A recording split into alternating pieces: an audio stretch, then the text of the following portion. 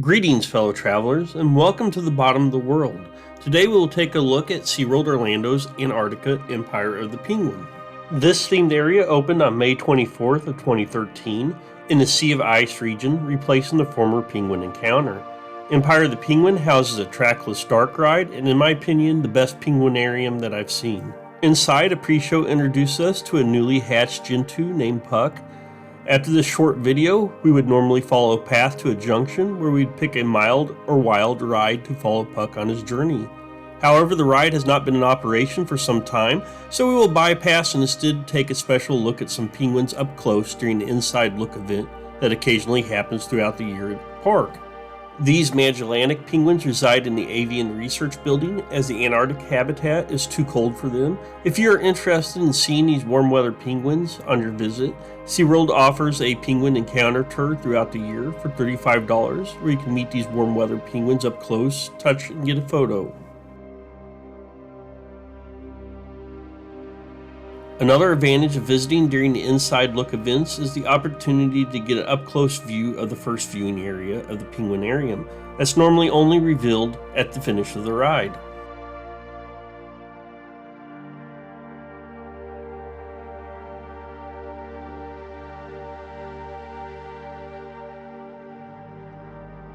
On normal visits, this is where we would start our journey after the pre-show or exiting the ride vehicles. Here we'll view nearly 280 penguins from 5 species: the king, Gentoo, Adelie, chinstrap, and rockhopper. SeaWorld identifies each penguin by zip tie bands placed around both flippers, just in case one falls off. The color of these bands denotes the gender, white for females and black for males. The leftmost color on the band identifies the species, the rest are numbers to identify the individual bird. Since penguins are susceptible to disease, air in this exhibit is turned over every 2.6 minutes to keep germs at bay, and the exhibit itself is cleaned several times daily with the 20,000 pounds of snow being replaced each day. The lighting is changed to control the penguin seasons. We'll observe that a little later in this video. And penguins are among the most social of all birds, as all species are colonial. Penguins may swim and feed in groups, but some may be solitary when diving for food. During the breeding season, penguins come ashore and nest in huge colonies called rookeries. Some of these rookeries include hundreds of thousands of penguins.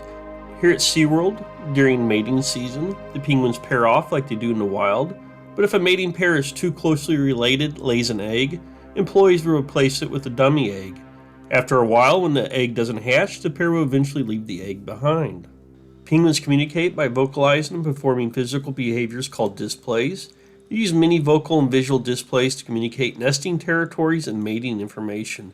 They also use displays in partner and chick recognition and in defense against intruders.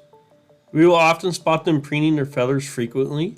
Penguins' feathers must be maintained in prime condition to ensure waterproofing and insulation. Penguins preen with their bills. A gland near the base of their tail secretes oil that the penguin distributes throughout its feathers.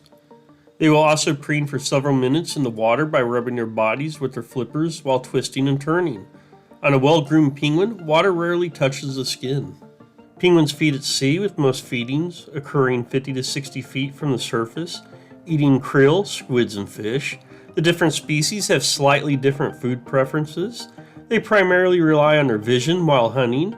It is still not known how penguins locate prey in the darkness, at night, or at great depths. Penguins catch their prey with their bills and swallow it whole while swimming. A penguin has a spiny tongue with powerful jaws to grip slippery prey. Penguins will go through annual fasting periods. Prior to fasting, they build up a fat layer, which provides energy. These prolonged periods of fasting occur during breeding season, when they do not leave nesting areas to feed, with some species fasting throughout the entire courtship, nesting, and incubation periods. They will also fast during annual molting periods. The temporary reduction in insulation and waterproofing caused by the loss of feathers during the molt prohibits penguins from entering the water to feed. Their fat layer provides energy until the molt is over. Chicks will fast near the time they are ready to shed juvenile feathers for adult plumage. By this time, parent birds are no longer feeding the chick. Growth stops during the fasting period, but will resume once the molt is complete. The lengths of these fastings depends on species, gender, and type of fasting.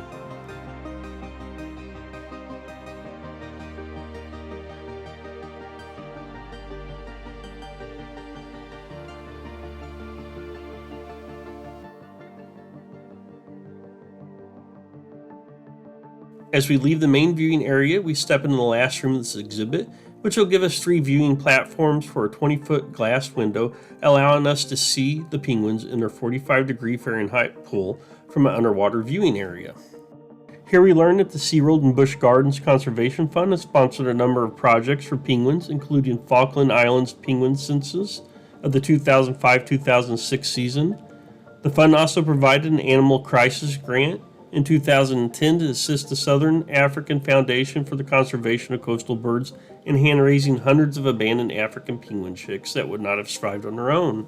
We also learned how we can help penguins. If we eat seafood, choose seafood that is certified by the Marine Stewardship Council or Aquacultural Certification Council. Eating sustainable seafood will reduce the amount of accidental deaths due to entanglement in fishing gear and ensure that penguins and other ocean animals can find enough food to eat. Before we exit the building, we'll take a quick glimpse at what the main exhibit looks like when the light cycle is flipped. There is one other program that SeaWorld offers, Penguins Up Close Tour.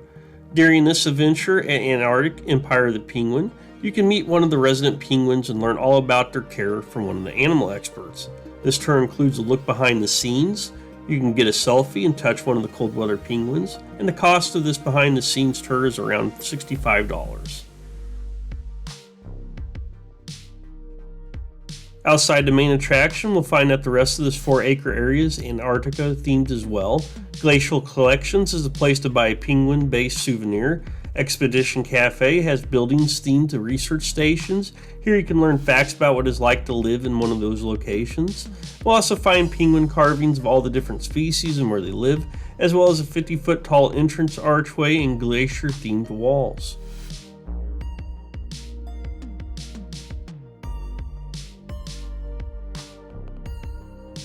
This will conclude our trek through Antarctica, Empire of the Penguin. This is Brad, and I will see you where our adventures take us next. Until next time, safe travels, everyone.